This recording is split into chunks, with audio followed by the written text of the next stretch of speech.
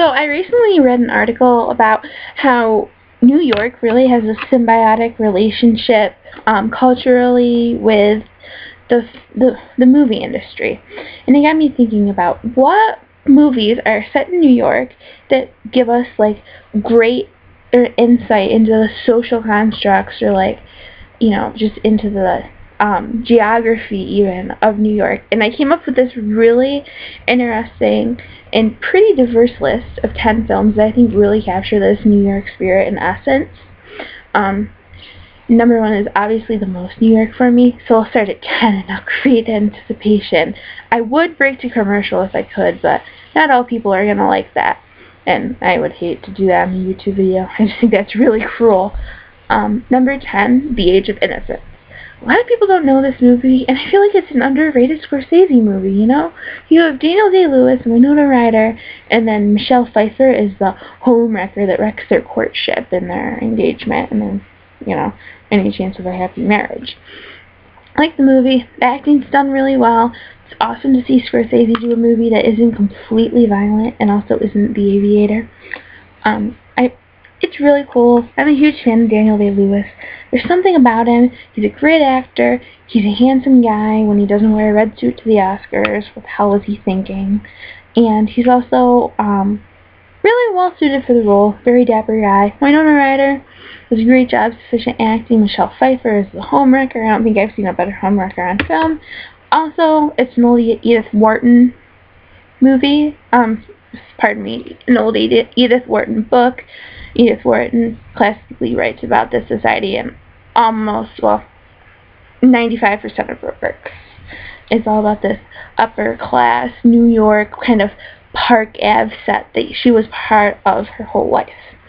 Number 9 is Miracle on 34th Street. There's nothing more American than a Christmas movie, nothing more American than Macy's, and definitely nothing more American than a Santa Claus. And nothing more quintessentially attractive to American filmmaking and television making as a courtroom trial. You put all this together, you get gold, plus the beauty of Maureen O'Hara, a decent child actor, and an awesome Santa Claus.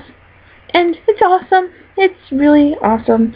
It's just too perfect for words, and Macy's is a symbol of New York, and then also this move from, New York to the suburbs that the characters make. It's awesome, yeah, because it shows this kind of tiring of New York and this kind of push to the suburbs that's really prevalent in literature and humanities in general, especially if you've read any of Cheever's work or Salinger's work about kind of this dislike of the city. Then also kind of the fakeness of life in the suburbs and everything. Yeah. Number 8, On the Waterfront. It's a perfect movie. Marlon Brando in his prime, very attractive, virile looking. Has a pigeon coop. It's very pro-labor unions, pro the working man. Great commercial success. Awesome for Brando. I don't know off the top of my head if he won an Oscar for it. I wish I did. I generally do, but I do know he was at least nominated. If anyone wants to help me out with that trivia, they can in the comments. But that's another one that's pretty perfect, pretty quintessential, and it's Brando. Number 7, Sleepless in Seattle. This is the only film on the list that is not set for a majority of the film in New York City. It's set in Baltimore with Meg Ryan's character, and in Seattle with Tom Hanks' character, and it's dynamite. It's Nora Ephron writing about the romanticism of New York. Her whole career has been about, writing about and documenting the New York life that she's lived, and stuff such as Heartburn, and then When Harry Met Sally, which was shortlisted. I feel it's more of a social commentary though. And it just really shows this romanticism of New York and how we all can look back at these great movies like A Fair to Remember, also shortlisted, and say, well, that love stuff only happens in New York. You also see this in Sex and the City movie. Jennifer Hudson's like, I want to go to New York so I can fall in love. No, guys in New York aren't any better than guys anywhere else. Number 6, I picked Breakfast at Tiffany's. It has every single cliche about New York. Eccentric friends, mafia ties, a fluffy kitty, and Audrey Hepburn looking oh so amazing, and then also the whole pretty normal country girl goes to the city and is corrupted by it. Number 5 is True Girls in Brooklyn. This shows a girl being raised all the way up through Brooklyn and dealing with stuff like an alcoholic father and her mom making her drop out of school when her brother is the one who is like the not good student. That wasn't proper English. Anyways, it's one of my favorite books. It's a great Bildungsroman, and the book within itself, just chapter 33 alone, has found its own successful stage play about a mom killing a rapist. No one really knows that, but that's just something I think is really awesome about it. It's a great work. People should add it to the film and literary canons, but it's not. It's overlooked as chick lit, and it's not. It's a great movie. The dad in it is this perfect actor, and he really encompasses this folding, breaking American dream that always happens not always, but happens in a lot of these city films. And that's why I like it. Devil Wears Prada, New York, Bryant Park, Fashion Week. And then you have the kind of move to Paris and like New York City paralleling Paris and this fashion world and this amazing kind of parallel of cities across continents where Paris is like your romantic city of the world, and New York's like Paris just for the U.S. And it also has that kind of caterpillar to butterfly thing with Anne Hathaway where all of a sudden it's like, wow, she looks awesome. She doesn't look like some weird nerdy girl anymore. She is gorgeous. But no matter what, she still has Adrian Grenier as a boyfriend. Perfect. That's everyone's girl. Dream in New York City. It doesn't matter how you look, you can still bang Adrian Grenier. Number 3, You've Got Mail. Same actors as Sleepless in Seattle, playing more jaded characters. I feel like it shows the isolation of New York and the city, which of course, as I talk about in pretty much everything I say, isolation's like such a huge theme in 20th century literature and film and music that it's just really pervasive, especially in New York City where you're talking about people all around you, but you only have like 2 or 3 friends. And You've Got Mail, people can't even communicate properly in real life in such a big city, so they go on the computer and they know the person but they don't. It just really shows this kind of stereotype that we have now from all this isolationist stuff. And I love kind of the hijinks of having Meg Ryan and Tom Hanks being able to have the back and forth that they don't really have in Sleepless in Seattle. They're basically 2 main characters in these 2 separate roles. When they come together, you really see this chemistry pop.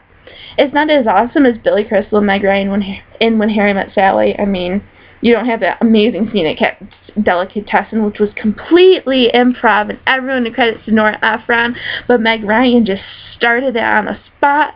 Just makes me mad when Nora Ephron gets credit for that. But still, You Got Mail.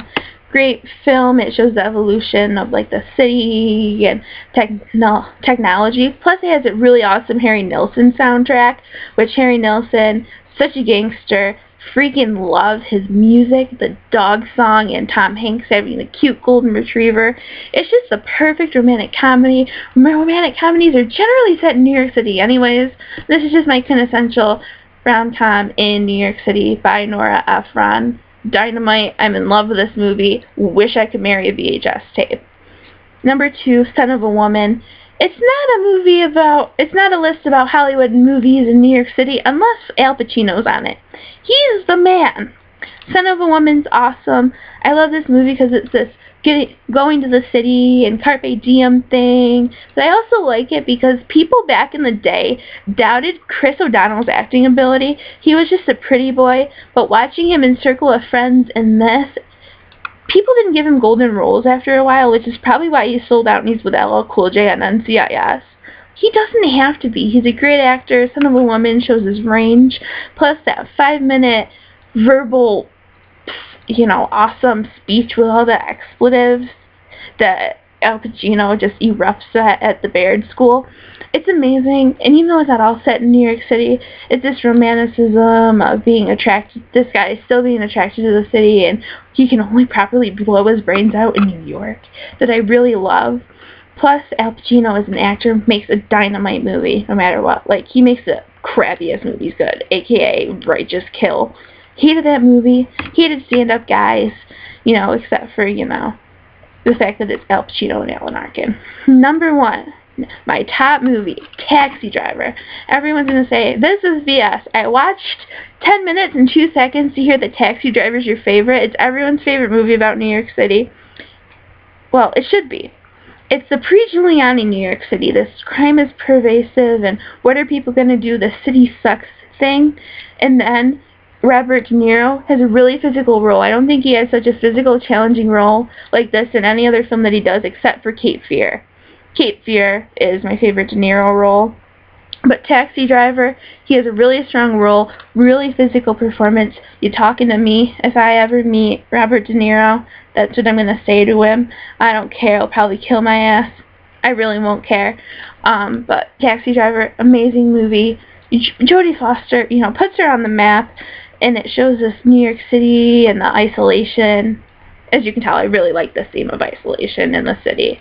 I mean, it's, past this romanticism you have about the city, then it's like, oh yeah, but I can't fit in with these 8 million people in Manhattan. And no matter what, there's 8 million people, and I always run into my freaking ex. And that starts in Taxi Driver with that girl that he takes to the porn show. I also love the wryness of it for the 1970s. And it's Scorsese again. Scorsese, you hit my list twice. Nora Ephron hit my list twice. Why didn't they make Awesome Babies? We'd have a better second-generation director than freaking Sofia Coppola. Lost in Translation said that in New York City would have made my list ton. Thank you very much for listening to my top 10 list, and see you again for my next movie review, which is going to be based on my friend Josh Knoll and his thoughts about the Hannibal series as a whole. And basically, I'm going to bitch about how Jodie Foster wasn't in Hannibal, so you shouldn't have made it. So tune in for that one. Thanks.